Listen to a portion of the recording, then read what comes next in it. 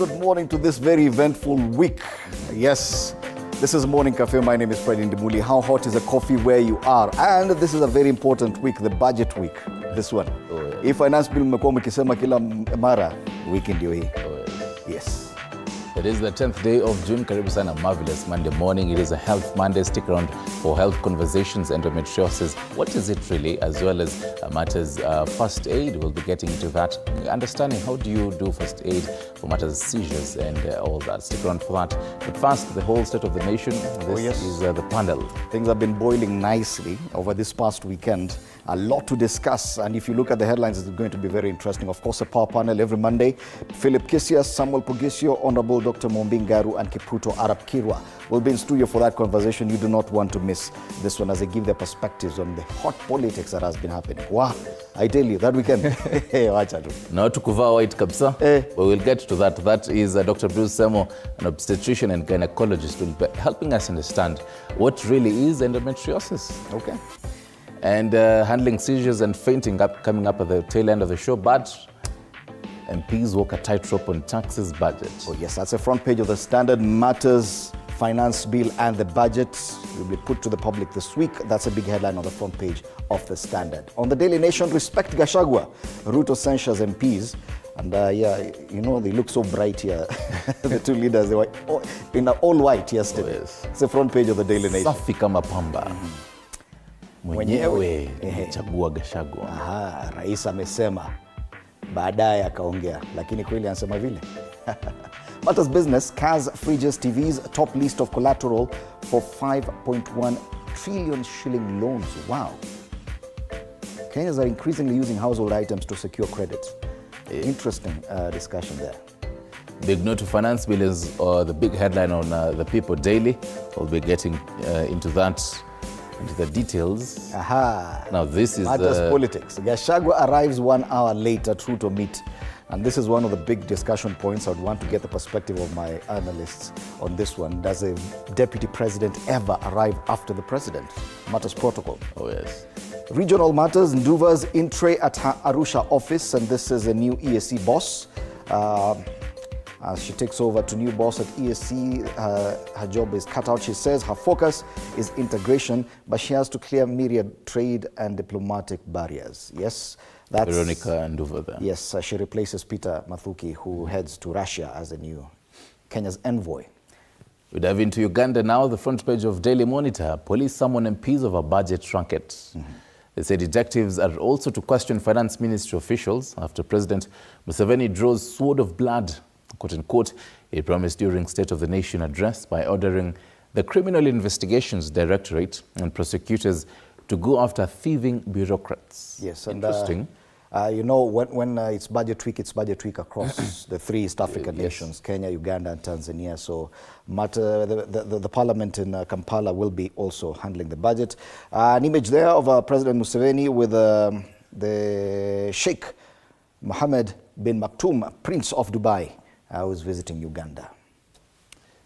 Still in Uganda, the front page of the New Vision, Museveni directs on crime land. The same conversation happening there. They say each sub-county should have 18 policemen and motorcycle. Oh, interesting. Yeah. And that same photo of the visiting Dubai royalty. Across the border in Tanzania, players fear for tourism over Ruaha rights abuse claims. These are very interesting story. Allegations of human rights abuses in Ruaha National Park could have a devastating impact on Tanzania's multi-billion-dollar tourism industry if left unchecked. This is according to a section of tourism players. They say some foreign-based NGOs claim that Tanzania national parks I can't tell exactly what they're saying, but as forcibly distanced yes, some communities. Also, they're using force to eject local communities. Tukisalia pale Bongo, madalali wa viwanja silaha katika vita mpya, ukurasa wa mbele wa Mwananchi, lakini pale kuna unasema habari nyingine, ugonjwa wa kaswende unavyotesa wanawake kule Tanzania. Aha. Pale juu wataja madhara ya pombe feki TRA ni kama KRA huku nchini. Wamefikiwa pale na pombe feki pia wale, sio Kenya tu. Hizi ni habari kadhaa zilizopewa kipaumbele kule Tanzania na kwingineko, and we'll be looking at some of these headlines, especially from our local dailies, in a short while with my panelists. But before that, let's take a look at the traffic situation in Nairobi this morning. There it is. You can zoom out. Okay. You can zoom out sana. Yes, iko sawa sawa. Okay, and Jogoo Road is looking problematic this morning. You can Monday, see that from afar. And the red is quite long, all the way from Makadara to that Likoni Road roundabout. So this means you could experience some delays, being a Monday. But after that, once you get past that, it's much better all the way to City Stadium. So it looks like there's probably an incident right now around that area. Okay. Vidole vimefanya maneno. Yes, that's as far as Jogoo Road is concerned. Landis Road 2 looking a bit busy, but that's around Marikiti area. Nothing much to worry there. Pangani, the usual. Thika Road today looks normal. Nothing to worry about. Thika Road as well. But here, Jogoo Road, it's a bit worrying. That red is a bit redding. Yes, on the other side, Langata Road looking good. Ngong Road 2, nothing to report about. Nothing out of the ordinary on most of the roads. I think the only trouble we can see, because even this Wayaki Way is looking good as well into town. So the only problem we are seeing today, as far as traffic is concerned, is what is happening around Jogoo Road, that Makadara area. So if at all any motorists using that road, or even those guys using matatus, if you can use an alternative route, the better for you. Oh, yes. That's the traffic situation this morning. From the traffic, let's take a look at the weather. And I'll take a look at around 3 areas in the country where, in case you're thinking about traveling to these areas, you might really want to see how the weather is going to be looking like starting this morning. So in case you're thinking of going to Machakos, or if you're in Machakos today, this is how it is going to be looking like. They say the chances of it raining is very minimal. So it is going to be cloudy until the midday, till 1 p.m. and then some sunny intervals will be getting away into the evening. So the highest temperatures to expect 23 degrees Celsius. And you realize now we're getting into the cold weather season. Oh, yes. When you start seeing 15 degrees Celsius and highs of 22, it means we are getting comfortably into the cold season. Speaking of cold season, one particular area that is quite prone to become very cold is this Nanyuki. Oh, yes. So in case you're thinking of going to Nanyuki or Iyo in Nanyuki, this is how unyenyevu, 88%, is how things are going to be looking like. Some sunny intervals for today, but then temperatures will be as high as 24. Right now it is 30 degrees Celsius, and then getting into the cold and into the night, some lows of around... It can get as low as 12. As 12, wow. Yes. Interesting. Even itakuwa Nanyuki, and it is just June, so imagine next month when itakuwa inakaa. Yes. And in Nairobi, finally, 16 degrees Celsius right now. Chances of it raining is 0% for today, and well, cloudy until the evening. So again, this is a chance of you probably seeing the sun for today. You'd be seeing it ukitaka kwa sun kiss leo at 4 p.m. Gojea saa 10 huko. It's cloudy most of the day, and these temperatures, by the way, just keep warm. Chemsha hiyo kahawa, uichemshe tena. Oh, yes. Make sure it's boiling nicely, as one Gabriel Oguda would say. Yes. Ama kama ni uji, tafuta. Uji moto si mzuri. I think you've never had an experience with uji moto. Oh, I have. Back in the day, Apa Ulimi. That is something you'll never forget. All right. Do you have the diary?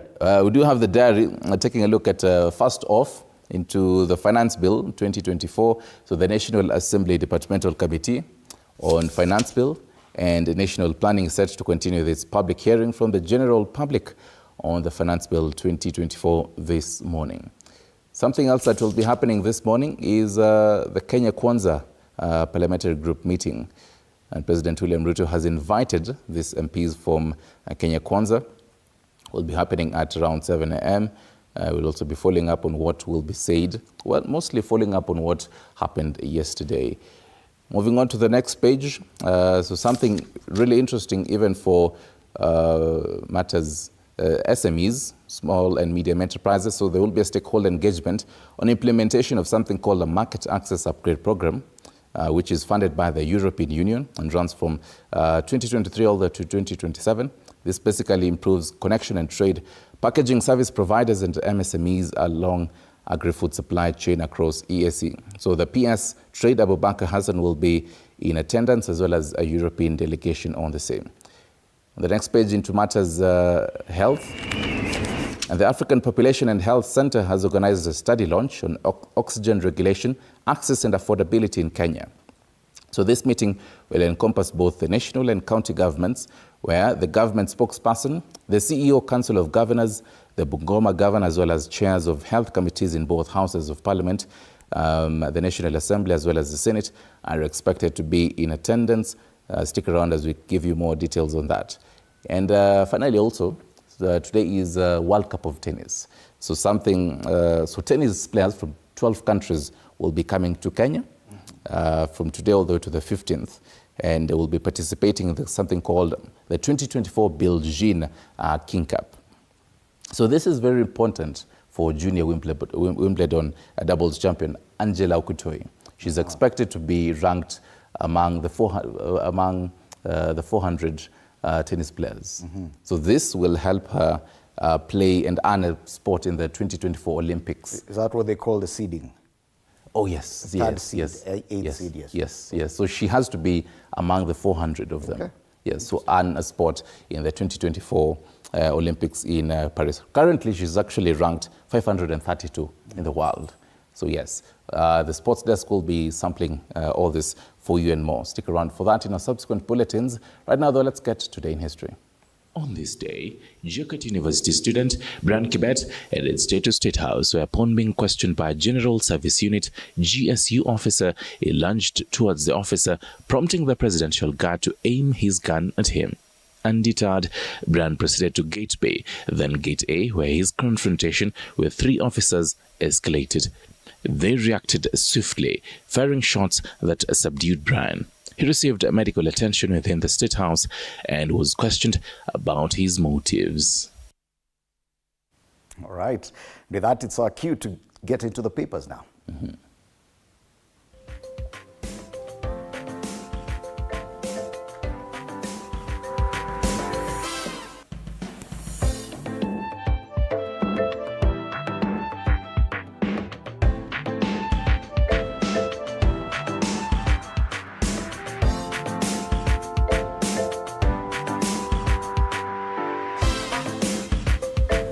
All right, on the Standard, MPs walk a tightrope on taxes and budget. There's a call it the moment of reckoning. How to strike a balance between taxing an already overtaxed taxpayer and raising the necessary revenue to meet the growing needs of the government is a daunting task that Parliament faces this week as the budget is read and finance bill put before the public. The story has been covered on page 6, and they quote quite a number of those chairs of various committees. Interesting discussion there. The other story given prominence, beneficiaries of one man, one shilling talk. The raging debate on resource sharing has missed a big component, that of generation, making it either a red herring to divert attention from the finance bill or a Trojan horse on the same. There's a story on page 10 of the Standard. Those are the 2 big stories on the Standard today. The other highlight, Ruto's plea to leaders inside UDA's crisis talks. President spoke during the party's National Executive Council meeting and told leaders to commit to serve Kenyans and ask them to solve their differences internally. This is as far as party matters are concerned. This meeting happened on Saturday. This morning, elected leaders are meeting at State House for the Kenya Kwanza Parliamentary Group meeting, but that is to marshal the support for the finance bill that will be before Parliament later this week. More highlights on the top strip of the front page of the Standard. Your child could be exposed to serious risks in school. If you want to know what risks these are, the story is on page 2 of the Standard. And they say ministry is marking out new threats to learners' safety in schools. Yes. Other highlights, state rallies uptake of electric cars. On the world scene, EU voters head to last day of polls. And in sports, Cabras rules the roost in rugby. We flip the paper For sports news, KCB replenished their league account with another title. Kenya Commercial Bank beat Kenya Prisons 2-1 to be crowned the 2023-2024 Kenya Volleyball Federation Women's League champions as the season ended yesterday at the Kasarani Indoor Arena. Yes, KCB, congratulations for winning that league. That's the Standard this morning. The front page of Daily Nation: respect Gachagua. Ruto censures MPs. They say President William Ruto, who yesterday revealed why he settled on his deputy Rigathi Gachagua as his running mate ahead of the 2022 elections, has asked young and ambitious UDA politicians from Mount Kenya and his Rift Valley bucket to respect the deputy president in the wake of wrangling in the ruling party. Pages 4 and 5 of the same. Other highlights on the right, on the left scroll: 2.5 billion cash shillings state debt choking the media, says an MG chairman. On the bottom, Gathungu warns over Treasury's unrealistic tax proposals. That's the Auditor General criticizing the government's revenue projections as, quote-unquote, over-optimistic and unrealistic.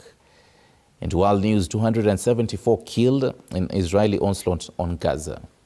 An interesting story on the top scroll. They say when MPs go trigger happy, and we've seen this quite a number of times, there has been a surge in cases where lawmakers mishandle or misuse their licensed firearms, leading to fatalities or injuries, attracting the attention of investigators and even leading to court battles. On the back page, Kenya's junior starlets put one foot in World Cup. They beat Burundi 3-0, playing in Abeke Bikila Stadium in Addis Ababa yesterday. Makofi kwao. Oh yes. And that, in a nutshell, is the Daily Nation. And we'll be taking a look at more stories in depth in State of the Nation. Okay. Tuangazie gazeti la Taifa Leo. Habari kuu pale: mwenyewe nilichagua Gachagua. Rais Ruto asema alipendekezewa mwaniaji mwenza kijana mnamo mwaka 2022, lakini akapuuza na kumteua Rigathi. Kwa masuala ya mapatano kati ya wanasiasa waliopigiwa upatu kuteuliwa kwa nafasi ya mgombea mwenza wa Ruto ni Kithure Kindiki, Ndindi Nyoro na gavana Waiguru. Habari kamili kwenye ukurasa wa pili. Vidokezo zaidi kwenye ukurasa wa mbele wa Taifa Leo: wito Muguka izimwe pia Ukambani. Kibwana ataka Kitui, Machakos na Makueni waige kaunti za pwani kuhusu zao hilo. Masuala ya Muguka. Kwingineko, nauli ghali yafukuza abiria SGR. Usafiri wa reli ya kisasa wapungua kwa abiria 65,000 baada ya nauli kuongezwa. Kwenye spoti, Onana awakuwa Cameroon katika dimba. Na pale juu, starlets wa chini wa miaka 17 kombe la dunia 2024. Vigoli wa junior starlets wapepeta Burundi katika mchujo. Na kwingineko, maangamizi makuu Gaza, jeshi la Israeli laua watu 274 kambini na kujeruhi wengine 700 huku ikiwaokoa mateka 4 raia wake. Habari yenyewe kwenye ukurasa wa 8. Hilo ni gazeti la Taifa Leo hii leo. Let's take a look at the Star. The Star, I think, is one of favorite papers for today. Has one of the best headlines. It says Gachagua arrives 1 hour late at Ruto meet. Ruto warned about ethnic mobilization in what was seen as a broadside against Rigathi. And they say standard protocol has been that the DP receives the president at a function. You see that image there? Yes. The deputy president is nowhere to be seen. You can see the governor for Nakuru, the MP for Nyandarua, and Akorino leaders there. The deputy president alifika baadaye. Tuseme ilikuwa na make sure ile suit ya white ilikuwa inatoka kwa fundi. Baiskeli ilikuwa imepata pancha. And so many other reasons maybe. Oh yeah. Other highlights on the front page, pale chini on the bottom, Kemri reports how harsh TB stigma is killing thousands of patients through medication default and matters party politics. According to Charity Ngile, we want Raila to declare Kalonzo as Mio's flag bearer for 2027 polls. They say this is matters returning favors and to security, police probe militia and Shabab links in Garissa murder of 4 workers. And finally, at the very top scroll, into State House seeks to tighten recruitment of CEOs, varsity chiefs.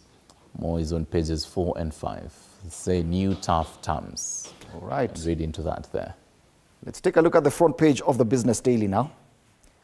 Cars, fridges, TVs, top list of collateral for 5.1 trillion shilling loans. They say more Kenyans are mortgaging household items, including televisions, fridges, tables, and sofa sets, to secure loans as borrowers turn to expensive short-term credit to meet daily needs after real wages dropped for the 4th consecutive years. Wow. And yes, household items are the top collateral used to secure credit by number. There's another even more worrying headline on the front page of the Business Daily. How intern helped recruit 45 senior staff at a state fund. The National Government Affirmative Action Fund, NGAF, used an intern to recruit county coordinators for deployment across the country, an audit has revealed, exposing lapses in the human resource management at the agency established to help Kenya reduce poverty and inequality. Wow, this has been revealed by Auditor General Nancy Gathungu. More highlights on the ticker. MPs give judiciary 1.2 billion shillings to purchase Madison House. Is a Madison Insurance House building in Nairobi to accommodate part of the growing number of judges being recruited. Elsewhere, 7Cs to get 1 billion shilling compensation for contract breach.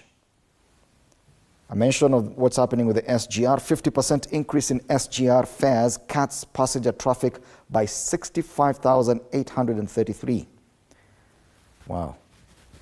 And finally, CBK tightens interbank rates. CBK has tightened the gap between interbank rates with its benchmark lending rate as part of new reforms aimed at lowering the cost of credit. Some positive news there. And as far as credit is concerned, that's the front page of the Business Daily.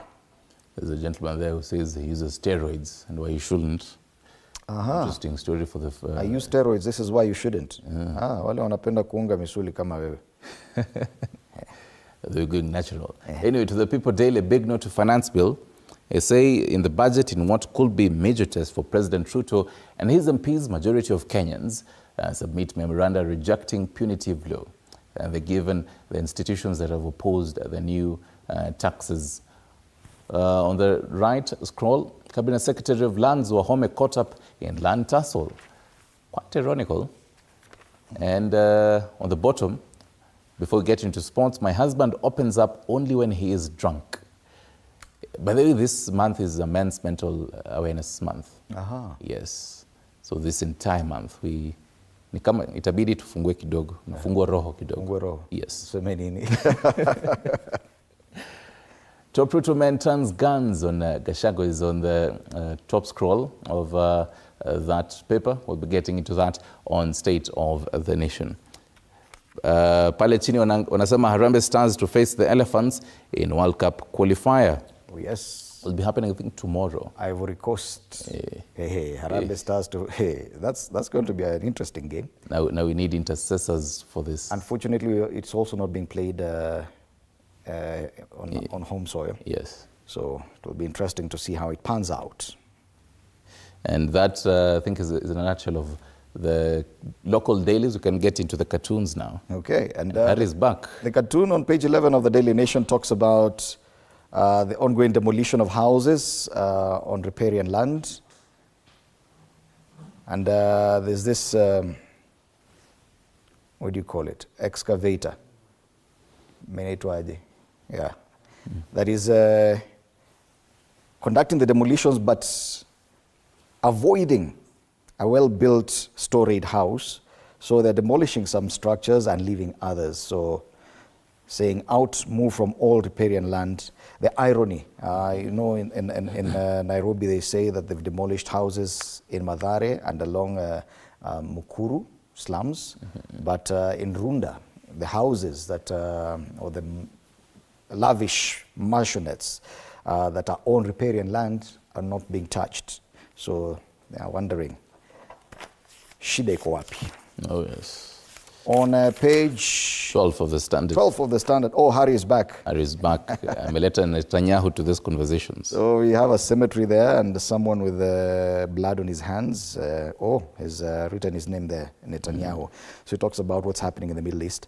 Can't you all see that there is still work to be done?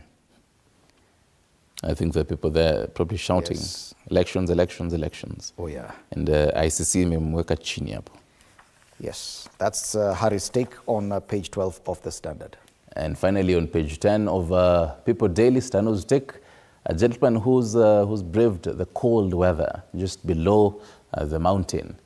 And he has a placard, How to Climb Mount Kenya. And he's singing, 1 man, 1 shilling, 1 vote. I wonder who this gentleman is. Kuna ile fimbo kama ya Musa.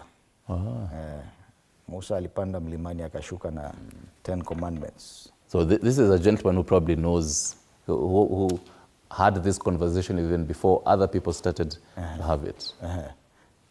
Looks like the truthful man. Really? To me, it looks like the man seeking the AUC job. Aha.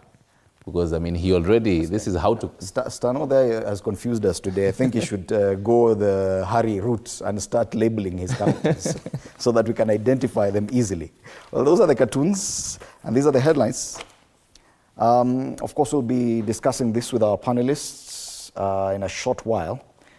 Being Monday, we'll be having in studio Kipruto Arap-Kirwa, former Cabinet Minister for Agriculture, Honorable Dr. Mumbingaru, former MP, East Africa Legislative Assembly, Samuel Pugisio, former Minister for ICT, and Philip Kisia, former Town Clerk Nairobi. They'll be in studio to help us look at some of these headlines. The biggest discussion this week, of course, matters finance bill, what's happening with the budget discussions, plus the very hot politics that has been playing out over the weekend. Do stand by for that.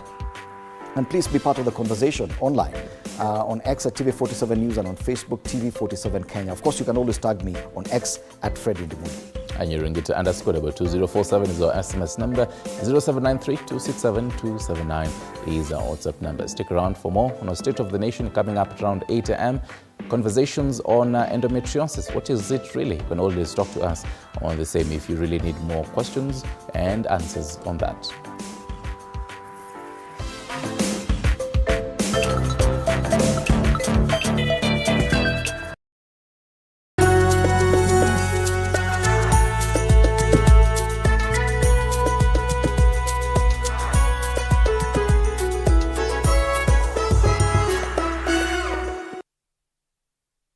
Kila kiongozi ana hadithi yake ya kipekee. Wazazi wangu walikuwa bit strict kwa sababu mamangu mwenyewe, mimi kutoka kuzaliwa sijailala nje. The white small one, huyo ana sniff gunpowder na risasi na bomb.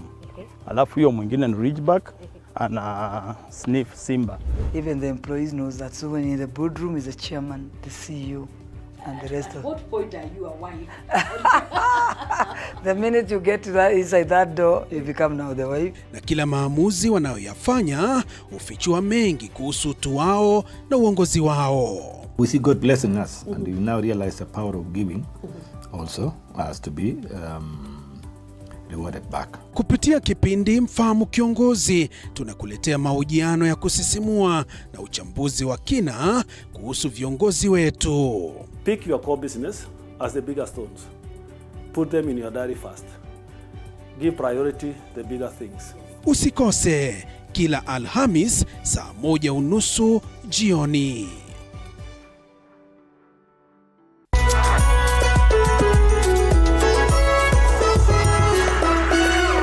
In a world where challenges are as common as opportunities, there are those who dare to defy the odds. They are the entrepreneurs. Entrepreneurship isn't just about starting a business. It's about embracing uncertainty, pushing boundaries, and turning dreams into reality. Hata ambao ni pesa ya kusave. Wallahi. Ambao mwaka ni pesa nyingi sana. As long as you're earning something, there's always that opportunity to save. And you start with where you are. The way we run the business is in a very unforgiving way, where every team member has to bring out their best. So, to all the dreamers, innovators, and risk takers out there, remember, being an entrepreneur isn't just a job, it's a way of life. Join the journey, become an entrepreneur. The Grind, Mondays at 7:30 p.m.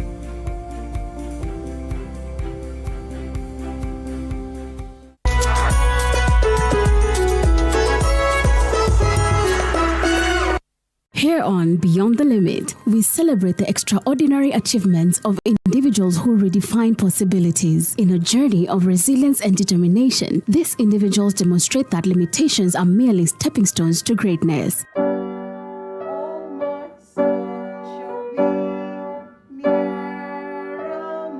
I'm Nancy Njoroge, a mother of 3. I have 2 girls and a boy who is Clinton and who is autistic. When my heart got healed, I decided to come out to be creating CP awareness, to let other people know that there is such a condition, and people that has it is not that they are witches. Together, let's go beyond the limit every Saturday at 8 p.m.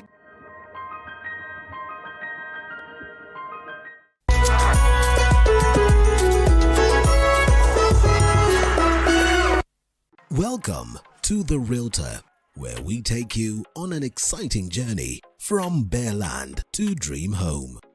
Step 1. Finding the perfect plot. We explore location, size, and potential. Next, construction begins. Witness the foundation being laid, walls rising, and rooms taking shape. Step 3. Electricity matters. We delve into wiring, switches, and smart home tech. Step 4. From paint choices to fixtures, it's all about aesthetics. Step 5. It's time to get the right furniture. Finally, the big day. Time to move in and create memories. Join us on the journey to making homes a reality on The Realtor, Tuesdays, 6:30.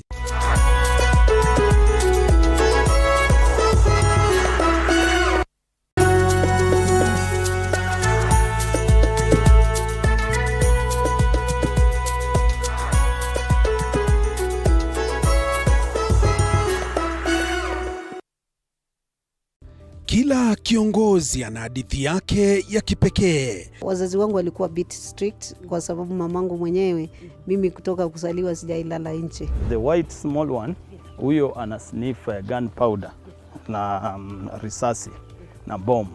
Alafu huyo mwingine ni ridgeback, ana sniff simba. Even the employees knows that. So when in the boardroom is the chairman, the CEO, and the rest of. At what point are you a wife? The minute you get to that inside that door, you become now the wife. Na kila maamuzi wanayoyafanya hufichua mengi kuhusu utu wao na uongozi wao. We see God blessing us, and we now realize the power of giving also has to be rewarded back. Kupitia kipindi Mfahamu Kiongozi, tunakuletea mahojiano ya kusisimua na uchambuzi wa kina kuhusu viongozi wetu. Pick your core business as the bigger stones. Put them in your diary first. Give priority the bigger things. Usikose kila Alhamis saa 1:30 jioni.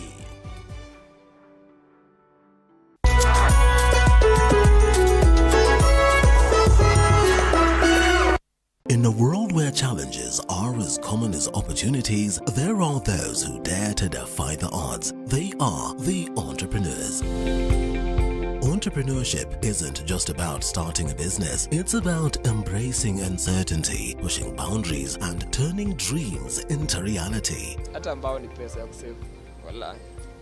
Mbao mwaka ni pesa nyingi sana. As long as you're earning something, there's always that opportunity to save. And you start with where you are.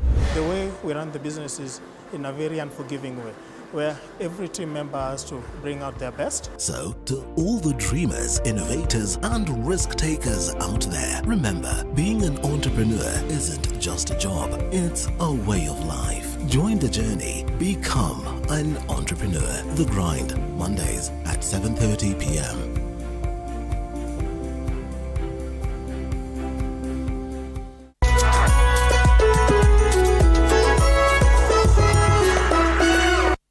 Here on Beyond the Limit, we celebrate the extraordinary achievements of individuals who redefine possibilities. In a journey of resilience and determination, these individuals demonstrate that limitations are merely stepping stones to greatness.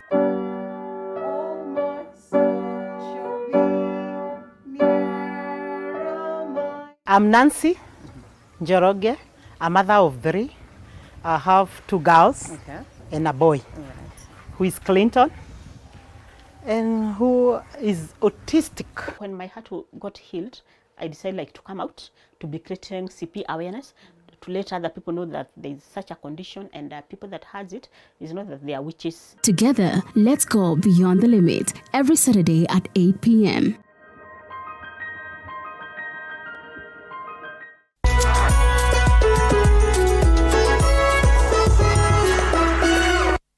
Welcome to The Realtor, where we take you on an exciting journey from bare land to dream home. Step 1. Finding the perfect plot. We explore location, size, and potential. Next, construction begins. Witness the foundation being laid, walls rising, and rooms taking shape. Step 3. Electricity matters. We delve into wiring, switches, and smart home tech. Step 4. From paint choices to fixtures, it's all about aesthetics. Step 5. It's time to get the right furniture. Finally, the big day. Time to move in and create memories. Join us on the journey to making homes a reality on The Realtor, Tuesdays 6:30.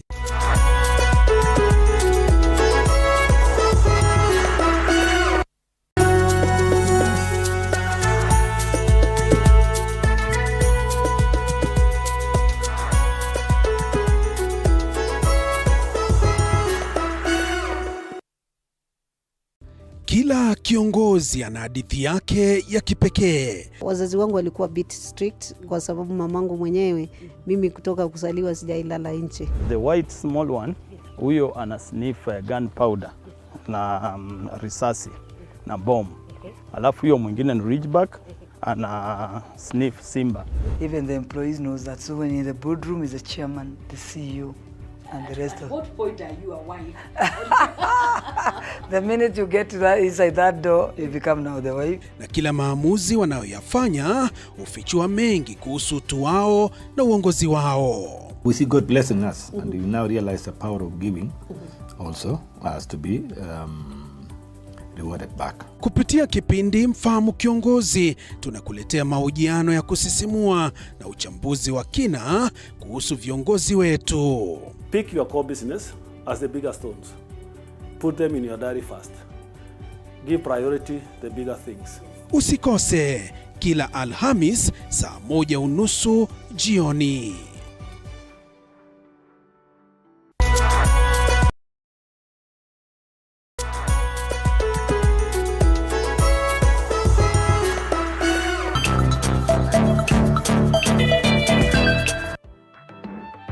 Welcome back. Time now for State of the Nation right here on TV 47. This is a morning cafe. My name is Fred Indemuli. It is Monday, and so in studio I do have Dr. Mbingaru, a former MP, East Africa Legislative Assembly. It's good to have you in studio this morning. Good morning. Next to Dr. Ngaru, we have Kiputo Rapkirwa, who was not present last week. It's good to have you back. Thank you. Former Minister for Agriculture. Yeah, it's also my pleasure to be here. Yes, and Bwana Philip Kisia, former Town Clerk Nairobi. It's good to have you in studio. Karibu sana. Thank you, Fred. It's been a very busy weekend. Of course, Bwana Samuel Pogisio, we're still hoping he'll be joining us as we go along with this discussion. It's been a very busy political weekend, and a lot has happened. But before we get there, I would want to get Bwana Kisia's take on something. And this is the president's pronouncements, especially on the kind of buildings and building policy in Nairobi. Last month in May, the president had made a very curious pronouncement, especially on the height of storage buildings in Isli. And at the weekend, on Saturday, he seemed to reverse this. Now, when the president says one thing or another, he's taken very seriously. I don't know what is your assessment of this back and forth or flip-flopping, if we may call it that, by the president. Fred, you see, sorry, as a head of state, you are a symbol of very many things. Among others is believability. People must be able to believe you. When people hear you speak, they know that what the man or woman is talking about is nothing but the truth. that he has consulted very widely, and he is speaking from a position of knowledge. Yeah? On this matter, Fred, a month ago, His Excellency the President made a pronouncement. And I remember very well reminding him that as a head of state, he should not be commenting on matters to do with the physical planning. Because physical planning is under the county. And in Nairobi is under the county of Nairobi. And even when I was running the city, I would never comment on matters to do with planning unless I expressly got a brief from the Director of City Planning, Tom Odongo. So I was taken aback when I saw His Excellency the President making a pronouncement in an area that he has no expertise. And then it was on a road, on a road side. I happen to have been born in this city, raised in, in Eastlands. Actually, when those military aircrafts are descending, we would see them descending from our flat. We were on the 4th floor, so we could see them descending. So I remember very well, at that time I had no knowledge about planning, but no building went beyond 4th floor. Because by the time it was descending or approaching the airbase, it was at the same height, just about the same height, at 4th floor.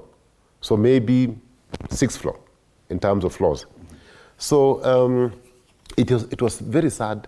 And I remember bringing to his attention that he had no business. And this city already has a master plan that informs any development. Okay? So, but he still made that pronouncement. Actually not a few, a month later. Less than a month later. Less than a month later, our head of state, the President of the Republic of Kenya, he is forced to retract. But that is okay. Maybe it was, because I remember him reminding the people that he was the commander-in-chief. Where on earth does a commander-in-chief make such pronouncements that can affect the operational efficiency and safety of an airbase? A commander-in-chief is the first one to protect that security base. But here he was interacting with Wananchi and reminding Wananchi that I am the head of state and commander-in-chief, and therefore I can do as I wish. Now, of course, that is not possible. Probably he sat down with the commanders and generals who told him, listen, chief, this is not possible unless you want us to close Embakasi Air Base. So my advice to His Excellency the President is that he should stick on his lane. He should talk about matters that he knows, and if he must speak on matters that he has no knowledge and experience or expertise on, then he must consult the experts. We are not short of experts in physical planning. There are many. I can even lend them my auntie Jane Manasseh. But it's always a risk with every politician, Bonakirwa, the temptation to make a populist statement, probably when you're talking to a certain crowd and you realize this is what they would want you to say, and then you just give it to them. Do you think the president is suffering from that same temptation? Well, I think the president is raring to go. He would wish everything is done so that at the end of the 5 years, he has legitimacy or some kind of requirement to get back. And the people will be saying he has done his job. So in so trying, he makes some statements without effective consultation. I've called him in the past micromanager, and I still believe so. But I would want to make a request to him that any person, like even us when we were ministers, before you go to, let's say, to Kenya Kanas in Thika, you'll be given even the background, the history of Kenya Kanas, and all the brief around it, so that anything that you want to ask to clarify, for somebody to clarify, you are given all that information. And I know the president is the last person not to have full information. It's only that I think he gets a bit excited, and he wants to be the first to do everything, or even to make pronouncement and take it away, either from Sakaja or take it away from the city planning. or take it away even from Machogu by taking it over from him, postponing the number of schools. That is where he makes a mistake, because the president should be the person to say the final word, having consulted with all institutions of government and other agencies, including even the private sector. And of course, the last place, when I heard him announce that, I said, possibly he has other purposes for the Moi Air Base or the air base. Possibly was to relocate the air base to another place and put the land around the air base into some kind of housing estate. And of course, that would also endanger even Jomo Kenyatta, because it's almost the same corridor. And of course, landing is from the other side. But at times when they are taking off, or when there is a problem with Ngong, landing is almost on the same funnel. But we leave it as is, and we just pray for him that in future he should do more consultations. It is not nice, and it is not pretty, and it's not hygienic for the president to make a statement that is forced to retract after a short period. But he's been known to say one thing and it either doesn't happen or something else happens. And I remember one of the headlines last week said he's a master of double speak. Many Kenyans look up to the president. He is a symbol of national unity. Whatever the president says is taken very seriously. Any pronouncement by the president should be almost sacrosanct. Whatever he says is final. But when you have a president who says so many things, probably sometimes promises one thing and fails to deliver, says one thing, makes a huge pronouncement like this one, then is forced to retract almost a month later, that leaves Kenyans confused, don't you think? Fred, one thing I doubt is whether Kenyans are now taking the president seriously. They are not. Even after making such a pronouncement, it's being taken with a pinch of salt. And we can see a master of a club of mkulima namba moja, businessman namba moja, everything I don't know whether you know about an era I'm talking about. Yes, I do. Mwalimu, everything the head of state was namba moja. And I think that's where we are heading. So fortunately, there's a new constitution, and the technocrats around him are able to remind him, Your Excellency, this is not workable.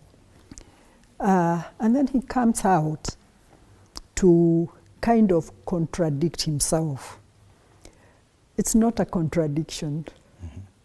You know, it's the buffer that we are offered by the new constitution. Probably if we were in that other constitution, it would have been worse.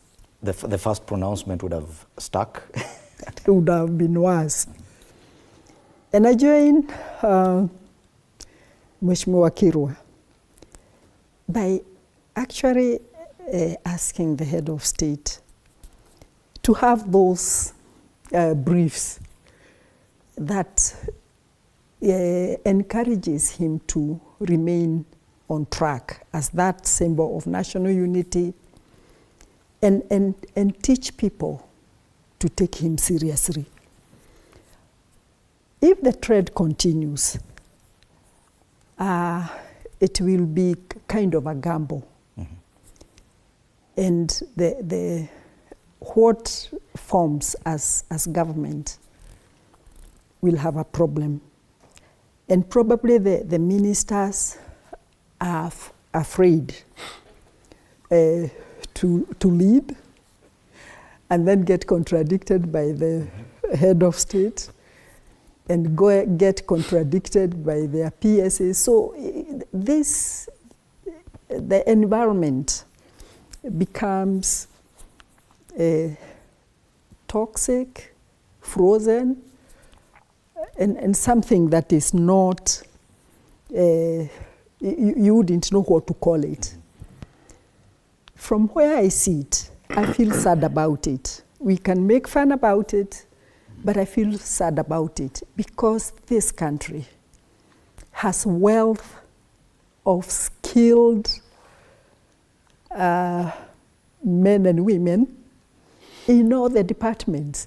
And it doesn't mean that asking as a head of state means you don't know. Nobody knows everything. And that's why we have all these people around him. I wish he would, take it from there and say, before he gets out to do something, to sit, to read and be guided, I hope that he understands. The excitement should have been over by now of being a head of state. It's almost 2 years. There's a need for Kenyans to see the president as someone believable, Bwana Kirwa, that whatever you say stands or sticks. So many, and we see continuously so many conversations, even online, people questioning some pronouncements by the president. For example, when he revealed how much was spent on the trip to the US, and many people are questioning the same. Now he says one thing and goes and changes. The fact that the president does not appear believable to some people, that is a problem in itself. It is a problem because, as stated by my two colleagues, the president is a symbol of correctness, and he does not have to be an expert in any field of study. What he just needs is to provide the leadership. Because we've known presidents who have not gone far in school, including the late Prime Minister of Britain, whose education ended in Form 2. But he was able to do so many things, and he was able to make so many statements that he's been the most quoted Prime Minister of Britain in that particular century. And a lot of knowledge and a lot of body of knowledge and speeches have been crafted around him, just because he did his job and he focused on the job. My worry is that apart from the issue that the president wants to be the first one to say anything, he also has another knack for demeaning individuals.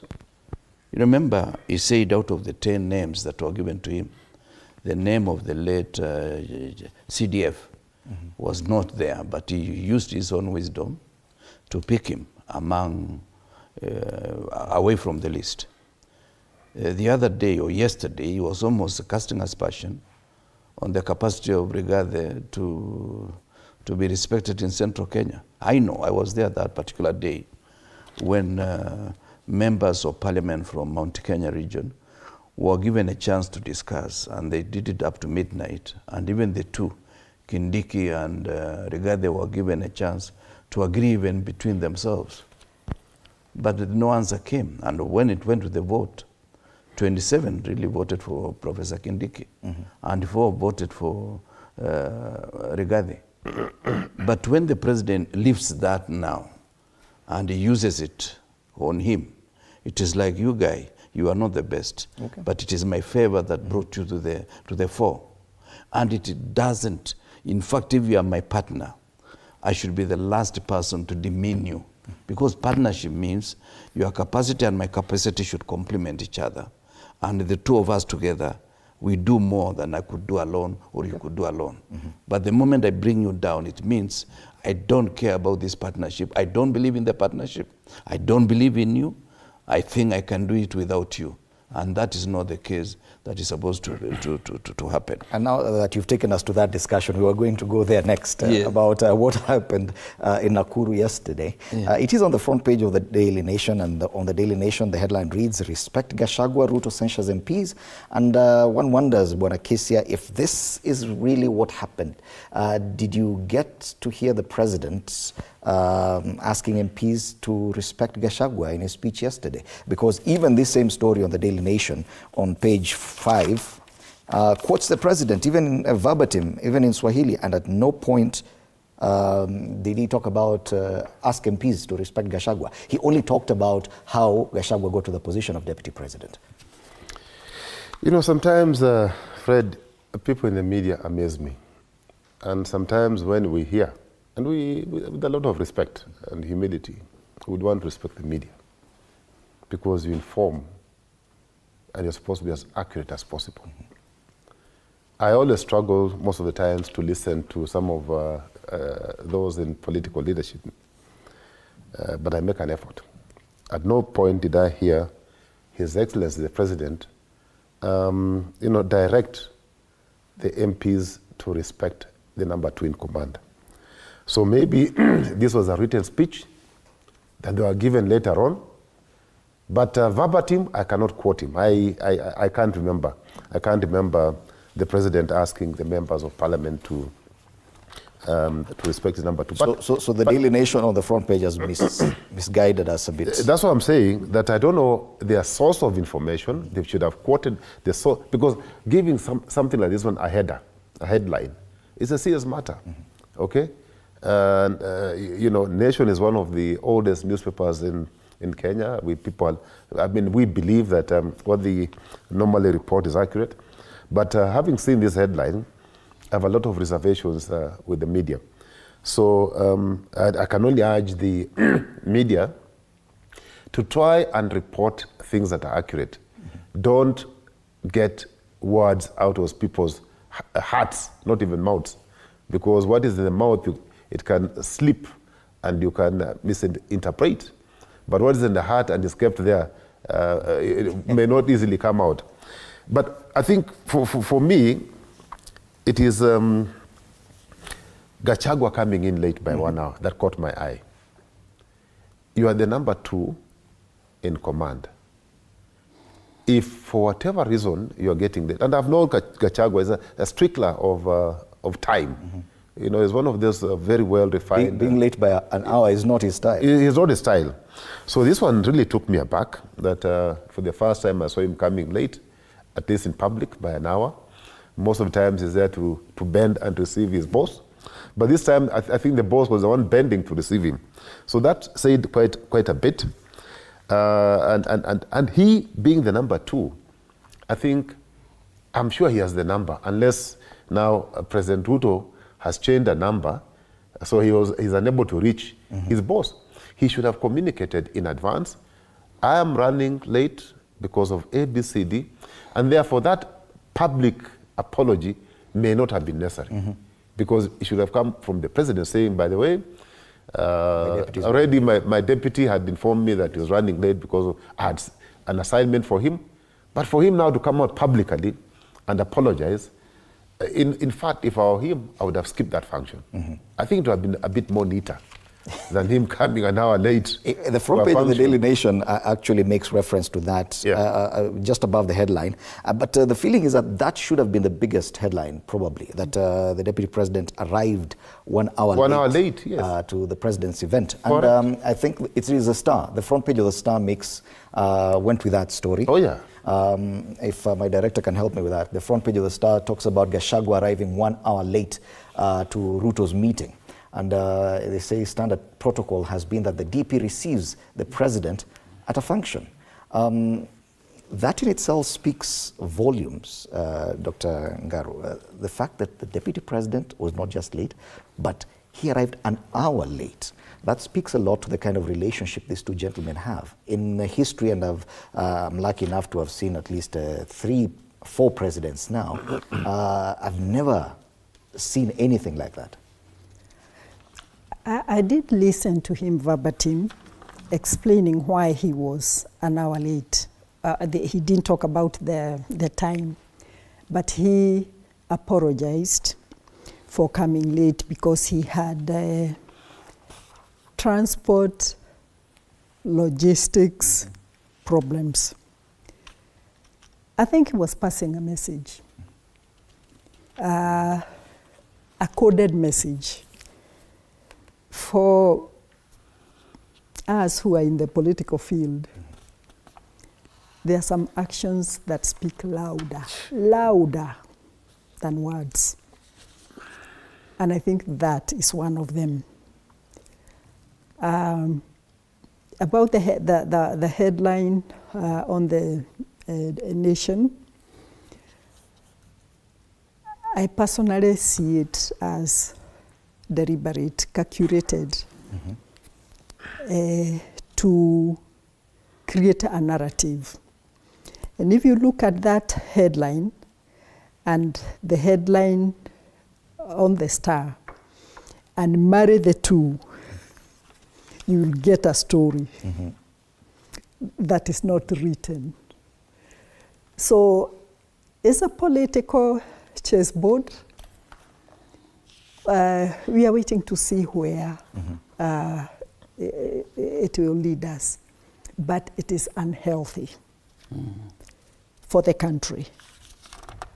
Explanation or no explanation, teaching a lesson or not, is not healthy for the two of them. But I also would plead with the Deputy President that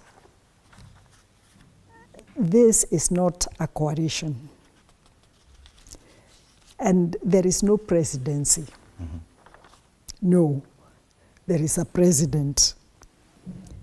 And therefore, that arrangement of being a deputy president, he should take it within the context of what it is supposed to be in the Constitution. And by doing that, he will regain.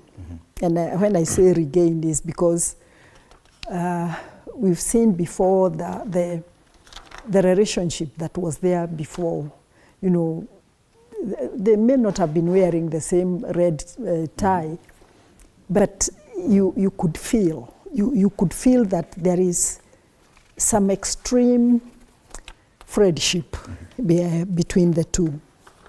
And this is why the gap is being torn, and it can be seen. Okay. But if he takes his position as a principal assistant to the president and call out his team to that new formation, he will regain the respect. And like I said last time, it's too early. It's too early for both of them to start the media games and the headlines and arriving late. But don't you think that this is, Bonakirwa, that this kind of action could be seen as almost extreme? Because even when the relationship between Uhuru Kenyatta and his deputy was strained, we still saw the deputy president show up to welcome his boss. And he did that constantly during national holidays, at the airport welcoming back. Now we see, and when the president came back from the US, the deputy president was nowhere to welcome him back. Now he shows up an hour late. You've been a cabinet minister. This does not happen. Well, I do not know the circumstances that forced the deputy president yesterday to be late. But remember, there was a narrative in the run-up to tree planting that he was supposed to use Air Force chopper, and he was told it's not available. And when he wanted to take the next one, he was told to pay first before he's allowed to use. And of course, you know, there are not many choppers at Wilson Airport, because that day most of them had been engaged in other businesses by cabinet ministers. So it tells you perhaps the deputy president wanted to make that issue of frustration to be public. And perhaps he allowed that to come out by looking like he was apologizing, but he was passing coded message that not all is well. And that's why this headline is totally misplaced. Misplaced in the sense that I listened keenly to both the deputy president and his boss to the extent allowable in terms of live coverage, streamline in YouTube, and I never got a statement like that. In fact, the president was making it clear that his main purpose is to mentor young people, perhaps like Ndindi Nyoro, Kimani Ichung'wah, Oscar Sudi, and Didymus Barasa. for purposes of ensuring that there is smooth transition from his generation to the next one. And it would be interesting to remind the Deputy President that the day he was picked, some of us were also seated there before we jumped ship. The President was very clear that in 2032, he will be retiring with regard to Gachagua. He made it in that statement. And anybody who cares to take that clip, it was clear that Gachagua was going to be a deputy president unless he makes another choice of going for it himself. And if he was to go for it after President Ruto leaves office, he will be going not with this approval, because he has another assignment for the younger people. And he has hinted also that in future, perhaps, UDA or any other formation that will arise out of the ashes of today will be fielding alternate candidate. If the candidate is male, the deputy should be female, and vice versa. And of course, I know the two of them are of the same gender. And this therefore means he was telling Gachagua, the writing is on the wall. Don't expect me to give you a chance to run another ticket. But more important is the body language yesterday. I was scanning through to see critical players on the side of the president, because most of them were on his side, whether it's the nominated MP from Eldoret, whether it is Susan Kehika, whether it is even the handlers, people like Farouk and so forth. You could see there's no message that was taken with full reception from the deputy president. If I was to advise him, I will not advise him the way Dr. Mumbin has advised him, is to prepare himself either to do another political arrangement and look for friends across the board, or just keep quiet, wait for the 5 years to end. His time is done. Yeah. Okay. The die has been cast. Let's listen to some of what these two leaders had to say, both the president and his deputy, during that event in Nakuru yesterday. Ili wanasema heshima si utumwa. Sote tuheshimiane. Tufanye kazi kwa pamoja. Your Excellencies, allow me to ask you not to allow the direction that I am seeing things are going to proceed. Let people not create narratives that do not exist. Unity will be achieved, just like economic development. Na tulikubaliana na nyinyi sote tukiwa pamoja ya kwamba tunataka kutembea pamoja. Ambia hawa, hata kama nimesema sijakubaliana na nyinyi kwa wale vijana mlikuwa mnapendekeza, lakini hata nyinyi hatutawaacha, tutawamenta polepole. Jameni, sisi hatuwezi afford saa hii kurudi msitu tena. Ni ngumu kwamba kuna wanaweza jitoa saa hii waende kumsitu kupigania haki yao katika ile serikali tulipata. Those are just some of the sentiments that the leaders shared during that event in Nakuru. But Bonakisia, it looks like the debate going forward is on the position of Deputy President and probably who is going to be the running mate for William Ruto come 2027. That conversation is rife now. We saw the kind of, and some of these names had been proposed in 2022, Anne Waiguru, and the way she's addressing the Deputy President now, Professor Kithure Kindiki, and the kind of statements he has made against the Deputy President in the recent week.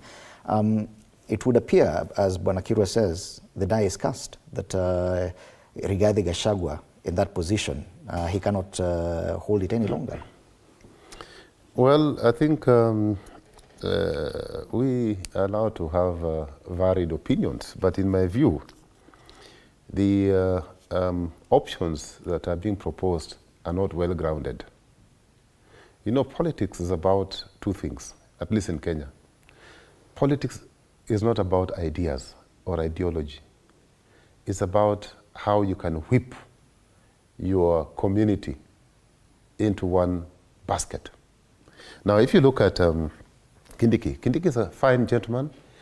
At least so far he's behaving very well. But in terms of mobilization, how many people can Kindiki mobilize from his region. You know, he comes from a very small tribe, and therefore that becomes a huge disadvantage for him. Now, look at Waiguru, the same thing, you know, other than being propped up by the son of Jomo, she was nowhere. She was just a junior officer in the Ministry of Finance. And therefore, she is who she is today because of Jomo. If Jomo had not propped her up in the last, say, 10 or so years, she would have been nowhere. Now, again, I doubt whether she is grounded in terms of mobilization and whipping of the community. I even doubt whether people from Central, I don't know. Mumbi is here, she'll tell us. I don't know whether people in Central, leave alone Central in Kenya, are ready for you know, a lady or the opposite gender to occupy such a space. So you know, those are some of the considerations that whoever is running, if William decides to do a second shot, from where I'm sitting, I see him boxing himself out of the office. So I don't know, maybe just wants to do one term. But should he decide to go for a second term, he has very few options. From the team he has, those fellows are not grounded. They cannot whip anything. At least Gachagua does not have a lot of political experience, but he has, you know, he has the what we call the oomph.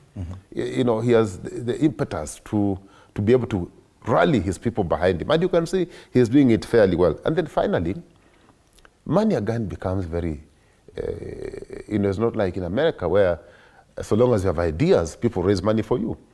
Here, you must have a lot of money.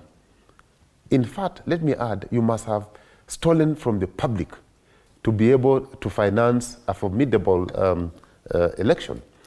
Very few of those people who run from public office, you know, their hands are dirty, extremely dirty. Maybe just my party leader who is fairly clean, like the shirt I'm putting on.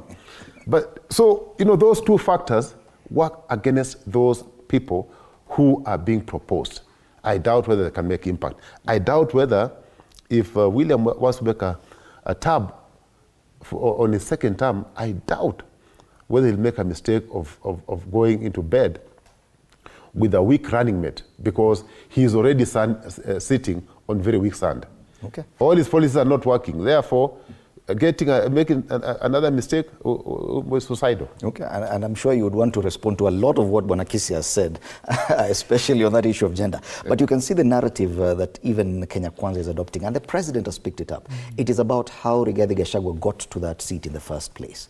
And they're telling him, I'm the one who picked you, against what everyone else said.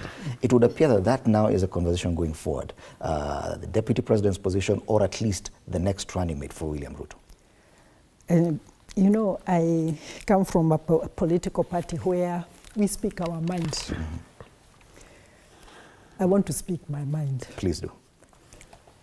The narrative that is currently on the land is that the president is sending a message to Mount Kenya region. I'm done with you. It's not about Gachagua. And this is why I was pleading with the deputy president, retain your position as the principal assistant for this term, not as a running mate. That one is done. It's gone. It's gone from where I sit. And I said, I'm speaking my mind, and I'm not speaking for the Kikuyus and people from my region. So Anne Waiguru, Kindiki, and the rest of them, Didi Joro, anybody who can speak my mother tongue, ask them kindly to know that their time is up. They're not on his priority list. That's number one. Number two, the issue of what is currently happening is a strategy to fulfill what I've just said, so that you'll find many people attacking the deputy president. And this is why if I were one of his advisors, thank God I'm not, I would ask him to see no evil for this time, speak no evil, but, you know, the strong person that he is within himself, have a team that will do the legwork for him. And as it happens, he will look for members from that community who will strengthen the feeling of the community losing the number 2 position, to the point that the way they will strategize, the way they will talk about it, will give the president a thought. What is happening? What has happened to Mount Kenya? The volume of complaints have gone down, and in my mother tongue we say, when you go to a river and the water is flowing calmly, that's where it is deep, and you shouldn't even dare to cross the river along that that particular path. So my honest opinion is, let the community stay deep and quiet. There's time to talk, and there is time to keep quiet, and there is time to get angry. That time is over now. It is for, this is designed not for Gachagua. It is for the community. And I can bet from here that the next running mate, let not Akina, my sister Anne Waiguru, dance themselves and shout themselves hoarse about being a running mate. It's not going to happen. It won't happen. It won't happen. But Akira, what is your assessment of Speak this? my mind. This debate about the position of deputy president going forward for the next 3 years or so, and now a running mate in 2027? I seem to largely agree with my sister, Dr. Mumbi, because I know the president very well, and I know some of the young men and women who are casting aspersion on the integrity of the deputy president are people who cannot do it without tacit approval from the boss himself. And this therefore means everything has been choreographed to make sure that the deputy president is made to look bad. And in the process, and this is the card that I feel is too dangerous, is to try to isolate the community and make them look bad. When they talk of their unity, we see as if they are being tribal, when everybody else is talking about unity in Kenya. It reminds me of the 2007 election, where it was 41 against 1. And that thing was done through these FM stations, and it almost brought us to the turmoil that we saw in that particular time. It is my request to the president and the deputy president that yes, they may not like each other, and they were not meant to be friends anyway, but they were brought together by fate of this nation and by their desire to win the last general election. They should tolerate each other in the intervening period so that we have some semblance of peace, and we also give respect to that position of the deputy president. Because yes, the president himself, during his inaugural speech, said he was not going to treat the deputy president the way he had been treated. Of course, it was against the protocol. When international community is here, you don't make such statements. But he has now gone back on his own statement, which means there must be something deeper. And what I've said before, Fred, is we should have known the genesis of Ruto altercations, so that we're able to learn how to treat this position of deputy president in future. I've said before, and I still repeat, that it's not Gachagua, it's not Ruto, or any other person. It is the way we have allowed politics to foment around that position, where when the president is trying to leave some legacy, the deputy president either is being frustrated from also making inroads to be a man of his own. He knew the way most of the MPs did not vote for him, that he had some job to do. And I think we have assisted him to do that job. Today, Gachagua, if you are to change and give to even Kindiki, the mountain will just collapse on the feet of the president. Mm-hmm. The president knows also that the numbers around the mountain, if they were to be combined with the eastern bloc of the Akamba nation, the president will be at home by 9 o'clock. And therefore, being cognizant of that particular challenge and also the burden of incumbency that he was able to lift from his shoulder and place it on the shoulders of Prime Minister Raila Odinga, this time he has nobody to give that burden of incumbency. He has to carry it himself. And he has been making promises that he knows he will not deliver. So the conspiracy between the burden of incumbency and the promises that are not yet to be fulfilled is likely to make a lot of problems for the president. And therefore he's trying to juggle around. And I can see he's running out of options. Mm-hmm. And perhaps that's why he thinks he can think of the Western Bloc against the Eastern Bloc. All that needs a lot of gymnastics. Finally, to agree again with my sister, the deputy president should know that the deal with William is over. But he should not show his head. We still need him there. He should only reach out to good friends.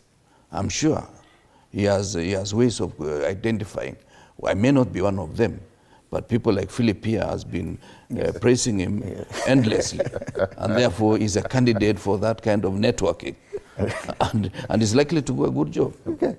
Bonakisia, even in the intervening time, even without thinking about the running mate position come 2027, for the next 3 years, because we've seen this kind of division escalate very fast. It's a matter of months from very cordial relations to now coming 1 hour late to the president's event within months. Then it means that we are in for very long 3 years. If at all this will continue the way it is. Even for the president himself, that in itself is a big problem. Well, I mean, Fred, I can only comment on what you said. Yes, it's going to be a long shot because when you have a unit that is dysfunctional, of course, a day can be too long. You know, do you think the president would want to change that now, probably ensure this his deputy leaves office in some way? If you ask me, I think I'd want to slightly vary with my two seniors. Mm-hmm. You know, the president is a fairly smart fellow. And I suspect that he knows he cannot do without Rigiji. He is fully aware. But again, sometimes when you are as cunning as him, you'd want to make your number two very uncomfortable so that it gets to a point where you say, you know what? It's not me who was creating this confusion and therefore creating a lot of disharmony and, you know, it is these fellows. But because we've been together and I want us to jump, you know, to cross over to our second term, I'll still retain you as, I think this is what Moi used to do, if you remember, and Kirwa worked with Mzee Moi. You make your deputy as uncomfortable as possible. I think if there's something that President Ruto learned from Mzee Arap Moi was that one. You can see that Rigiji is actually given, you know, assignments which don't make sense. Assignments which can harm him in his own backyard. Assignments that will make him look terrible and bad, okay? And when he's not being given those assignments, he's left to be idle. You know, no specific responsibility or duties assigned to you, and therefore probably he, most of the times, reads newspapers. And that's why he has a lot of time now to go around Mount Kenya and, you know, whipping the community to get together. So as to whether President Ruto will change style, I can tell you for sure, and at least we agree that the alternatives are a bit weak. They are weak in terms of ability to mobilize. They are weak in terms of the financial resources that are required to deploy. And I don't see President Ruto allowing any of those ministers, other than himself, amazing wealth and sufficient resources that will allow him to propel into his second term. So you see, other than Rigiji, who has made some money, the money that he got back that had been frozen, people from Central can help him to raise some money to mount a campaign. I don't see any business person putting their money on the other alternatives that have been mentioned. In fact, even you talk about Western. But you're dealing with an incumbent president right now. The issue of money will be one-sided. Yeah, you see, that's why I said, Fred, other than him, in the entire formation, who else? Who else? We live in this country, Fred. Who else is able to push certain things? And in the process of pushing those things, I'm sure there are things that, there are things that are created, okay, that benefit a few select. So those guys who are around the president right now, probably, apart from a few crumbs that they're allowed to make, there's nothing they're making. Then on top of that, you have no capacity to whip your community. I can tell you, His Excellency, the President, William Samoei Ruto, has no alternative other than stomaching this man to his second term.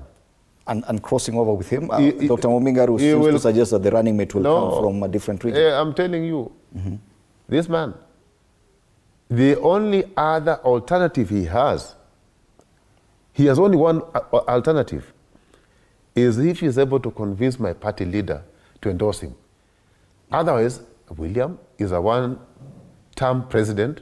He will go together with Rigiji. In fact, Rigiji is one who will probably make him, he will come a distant second because of, support he gets from Rigiji. Otherwise, the only hope he has, and I'm hoping that my party leader doesn't fall into that trap. My senior is telling me that I have advised Rigiji.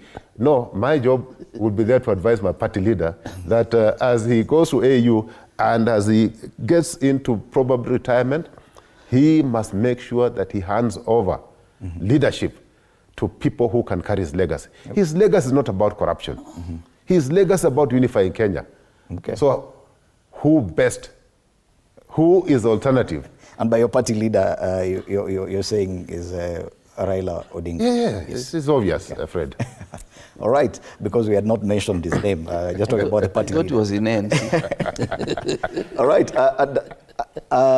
we're about to, let's take a break now. When we come back, we'll focus more on the finance bill and this budget making week. And we see if at all we can draw any conclusions with the kind of politics that's playing out and how that's going to affect that budget discussion. You're watching Morning Cafe.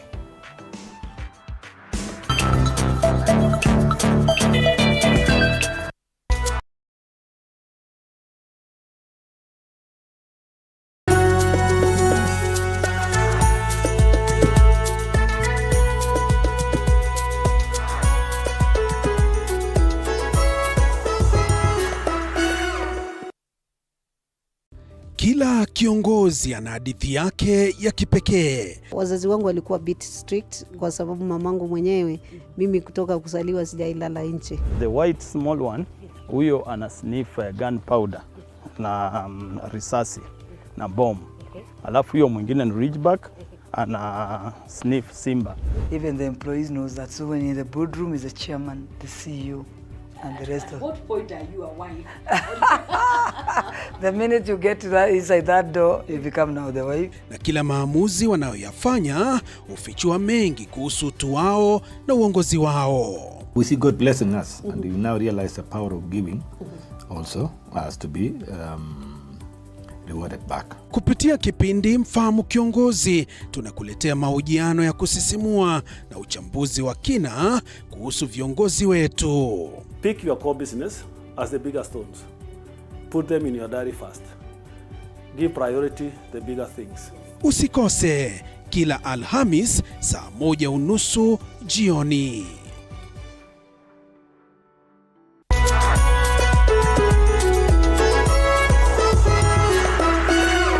In a world where challenges are as common as opportunities, there are those who dare to defy the odds. They are the entrepreneurs.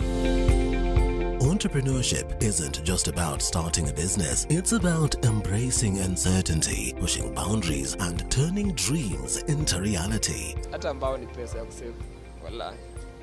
Ambao mwaka ni pesa nyingi sana. As long as you're earning something, there's always that opportunity to save. And you start with where you are.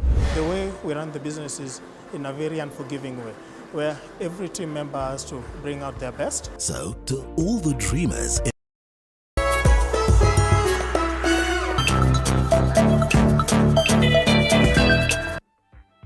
welcome back. You're still watching Morning Cafe on TV47. We continue with the State of the Nation with Dr. Mumbi Ngaru, Kipruto Rapkiru and Philip Kisia. And we now want to shift focus and probably look at the budget-making process, which is going to happen this week. It is one of those special weeks in June every year that the budget process happens, and the finance bill will be before Parliament this week. We do have a bite, I think, from Governor Mutahi Kahiga saying something about that bill. If we have it, let's play it now. It will form the basis of our discussion.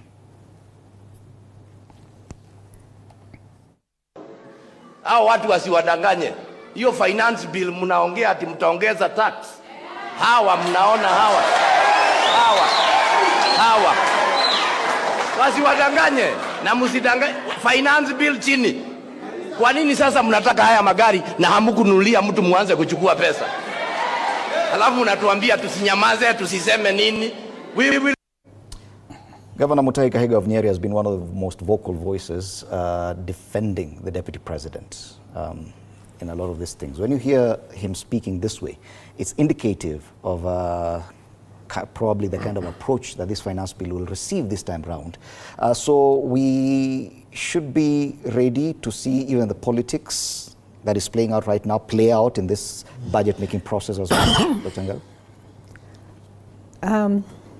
From where I sit, it's going to pass. The reason being, what we hear the governor and others talk about the finance bill, they will not be in Parliament to vote for it. And we know what happens in Parliament. They have a chief whip, and not in terms of the whip that is known in Parliament, but they are called and it passes. As we speak right now, there's a parliamentary group meeting for Kenya Kwanza happening at State House. Yes, I know. That's what I meant. And it's going to pass. So personally, I don't have hope with Parliament not passing it. What will happen is what we have already seen with the Finance Bill 2023. They passed it and later on came out to us, to the public, speaking about it in marketplaces and other functions in their region. So we were asked to pass. We didn't read it. Those are the excuses that we are going to get. And I am hoping that members of Parliament do understand that the Kenyans of 2022 that voted them in have got very little faith in them. And so it's a sad situation. They use another political term of a castrated bull. That is what our Parliament is. And unfortunately, it's the House that legitimizes the actions of the executive and of the counties, things that affect the ordinary mwananchi. Let's hope we are going to see a different thing. Let's hope that even in the parliamentary group, they will have the courage and spine to tell mwenyewe that Kenyans are angry about the finance bill and pick on issues about the motor vehicle tax, the VAT on bread and those other things. But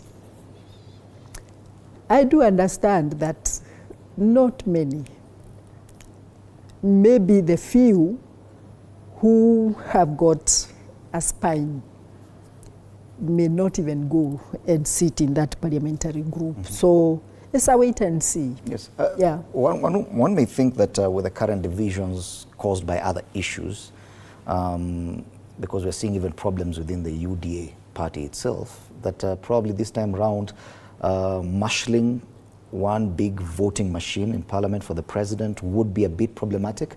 Do you think that that in itself would encourage a different kind of conversation and approach to some of the more thorny issues in that finance bill? Just as it has been very well stated, remember the President started emasculating Parliament by first taking members of UDM to his side, who were practically on the Azimio side.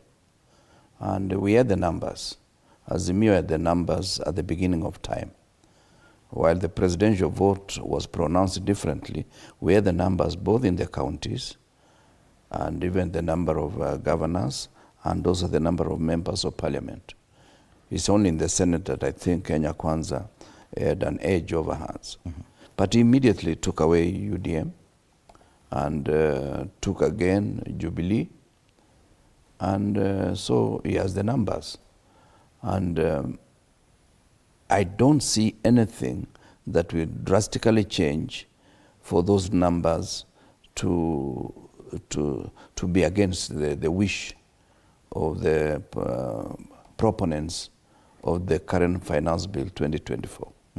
I see it going through, perhaps with even a bigger majority.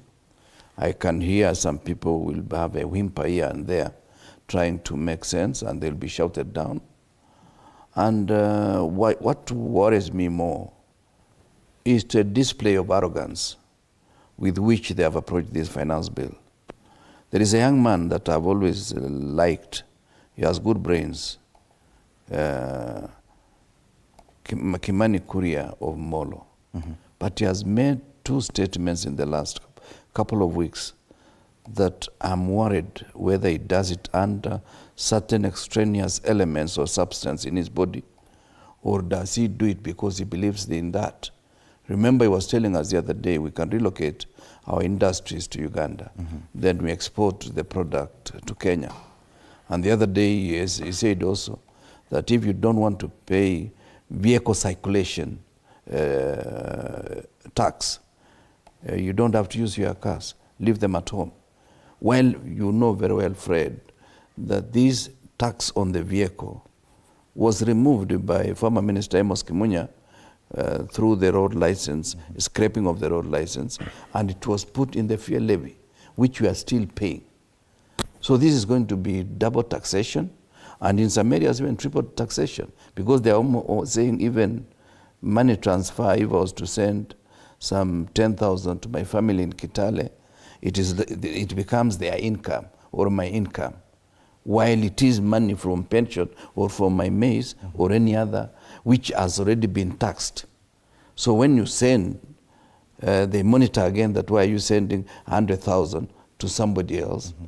It could be that I had borrowed money from Mumbi, 100,000, now I'm paying her back. So it becomes a source of income to her, and yet the money came from her to me. Taxed. And they start taxing that. It is something that I think the president needs to take time. It will reach a stage where we will not be able to pay anything. and most of the businesses are already closing. Yeah. Whatever Kimani Kuria is saying has already happened. Many companies have gone to Tanzania to make it their production hub. Then Kenya becomes the distribution network because of our capacity to purchase, which is now being whittled down by the number of taxes that we are paying. It worries me, and I think the people who are advising the president either want him to fail or their own internal limit. Okay. Dr. Ndi, I know, is a professor of economics, but I don't think he has done practical things in terms of economics. And Professor Njuguna, I do not, is he Njuguna or Ndungu, the guy at the Treasury?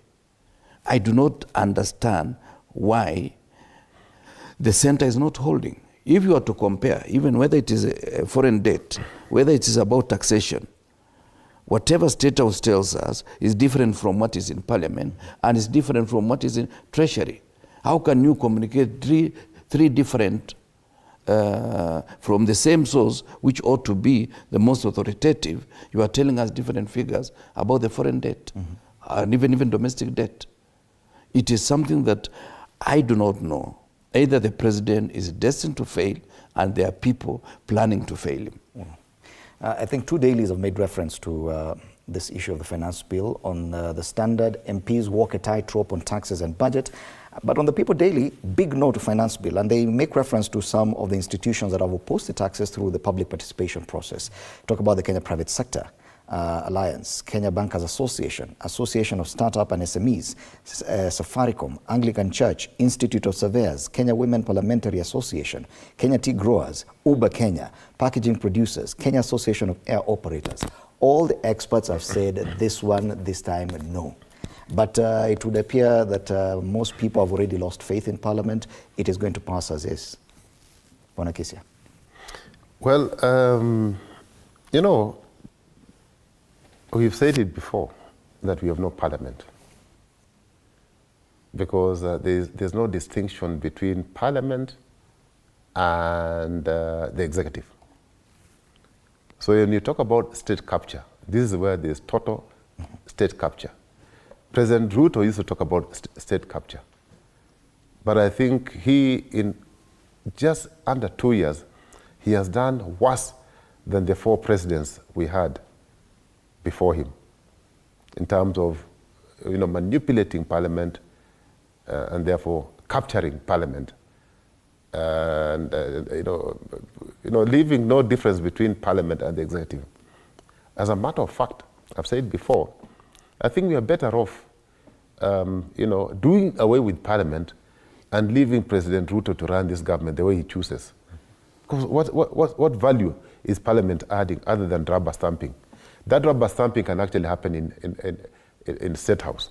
You know, they discuss, agree on the rubber stamp, and we proceed. You know, you can never tax a nation into prosperity. There's a limit to which you can tax people. What this government should have learned, and which many governments have learned before, is that you just put money in people's pocket. Like Kibaki did, just make sure that people have money. And people will dutifully pay tax. You will tax them, and they'll feel no pain. But when you are trying to milk a cow that has not been fed, the outcome is what?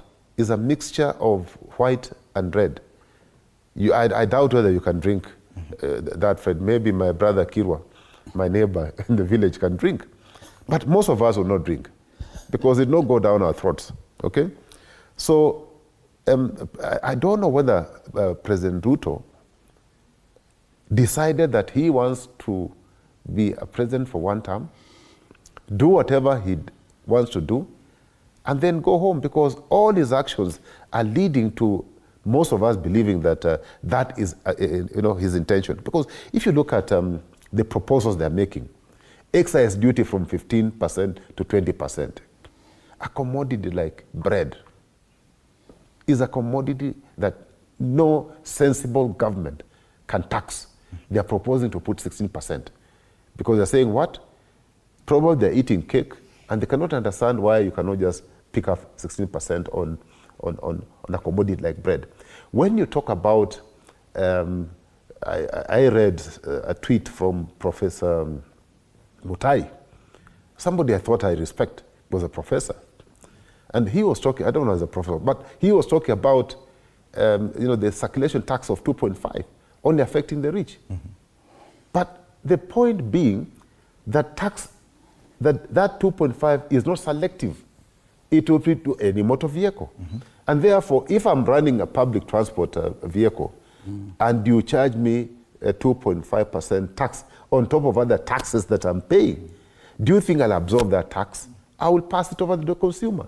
And who is going to... So what this government needs to know, and they should stop lying to us, that they're only targeting the rich. In any case, taxation cannot be discriminatory. You cannot discriminate. And how many people, the so-called rich, according to Professor Mutai, the people he's calling rich are the people who drink bottled water like you and Mumbi and the rest. And, those are the people he's calling rich. But even this bottled water, are people drinking because they must drink it? They're drinking because the other tap water is not safe. So they have forgotten that the tax measures they are putting in place will affect the entire nation. So the question that people must be asking themselves, because you see, and you've rightly put it, all the stakeholders have said no to this 2024 bill, finance bill. All of them have said, I have not heard anybody who has said this is a good bill. And people are not stupid. People are not mad. We are so many on this side who are saying this is not good for this nation. You are on a few on the other side who are putting on expensive belts and shoes who are saying this is okay. Probably because you are actually being fed on tax money. The transport is tax money. Everything is tax. And other things that you're spending opulently are stolen public resources. Now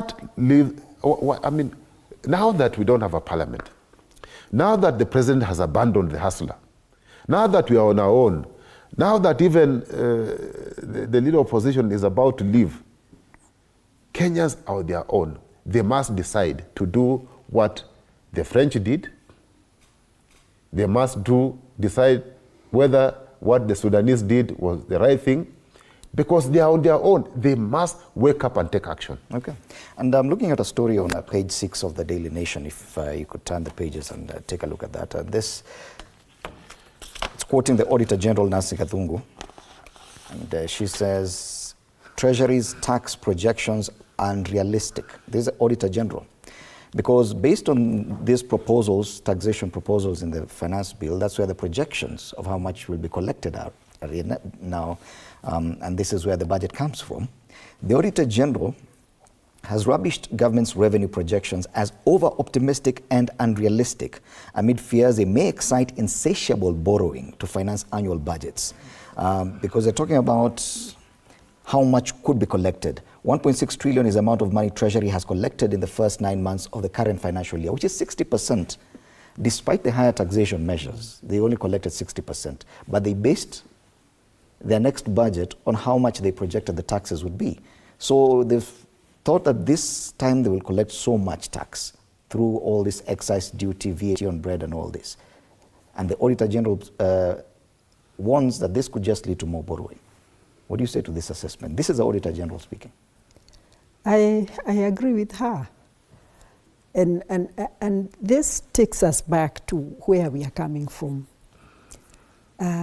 With all the expertise that has been in Treasury, at the Ministry of Finance, at the Central Bank, what happened to those brains? What happened? Because that statement by the Auditor General should have been discussed in those offices. So I feel like the government is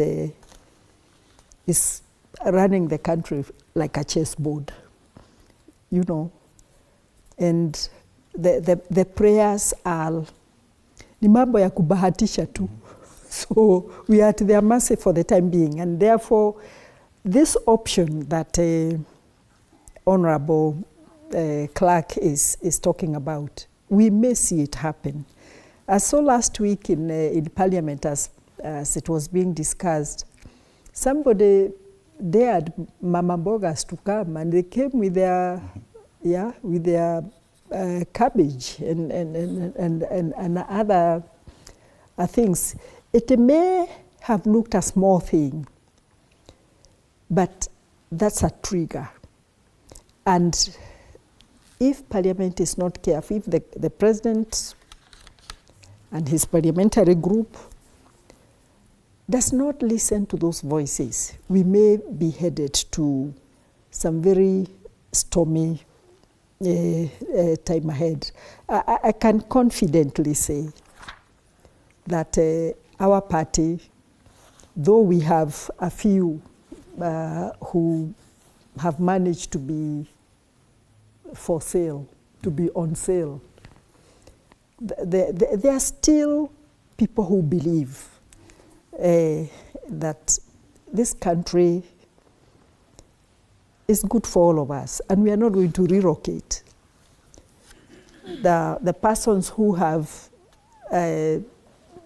gone for public participation and told the committee in Parliament, please don't, that was a showbiz, Afro cinema. Because none of them will be in the House to vote. But it is on a record that for Kenyans, industries, stakeholders pleading, this thing is not good for the country. To who they are talking to, from the executive and our parliament, I pray that we get a miracle. Bwana Kirwa, yeah. Yes. Last year, based on last year's projections and the finance bill that now Finance Act 2023, they had projected that because of the new taxation measures coming from that, because the assumption is that more taxes, it would result in better revenue collection by KRA. But as it would appear, with only a month or 3 months to the end of this financial year, KRA would need to collect 1.04 trillion shillings to meet the projected revenue that was in the Finance Act last year. That is the same thinking this time round, that we will add more taxes, meaning we'll collect more, and hence our budget should be this big. Meaning at the end of the day, the debate about paying debt, we're not even true to it, because we will just end up in more debt. Are we looking at this thing backwards? Fred, the rule of the thumb is that the more points of call that you create, you erect, whether it's on the road,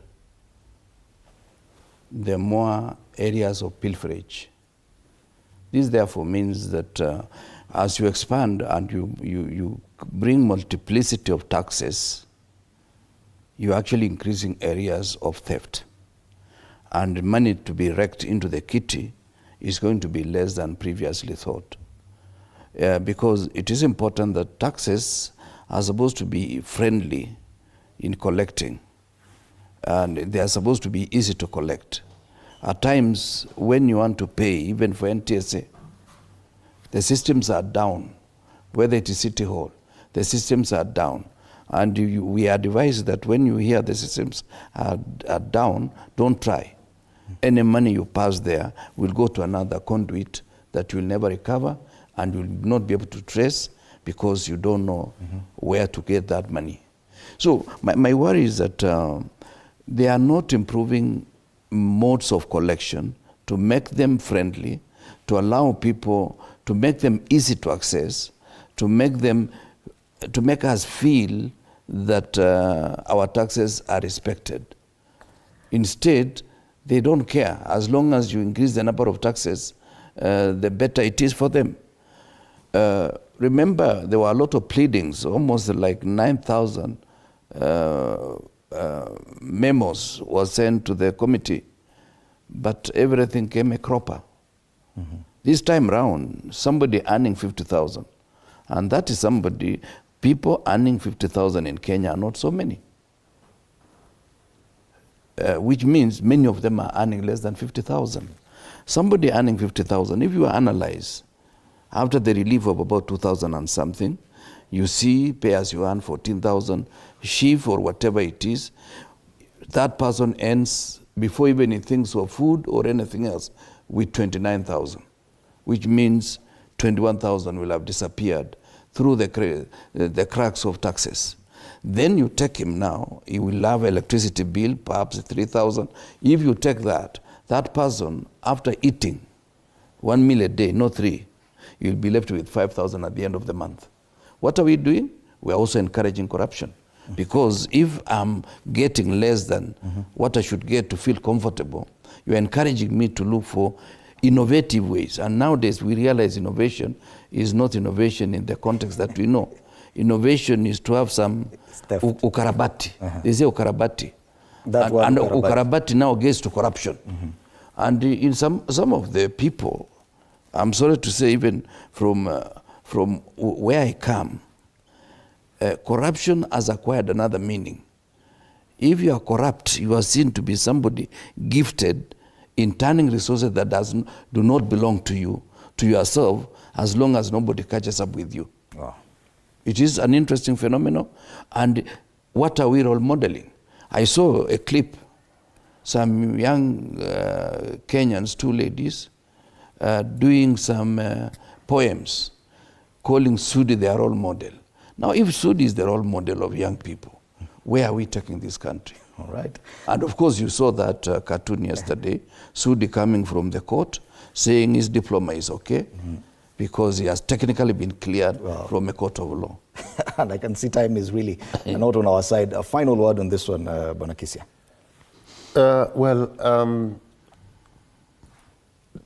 The people of the Republic of Kenya have spoken in turns. They have spoken against this tax, the 2024 tax proposal.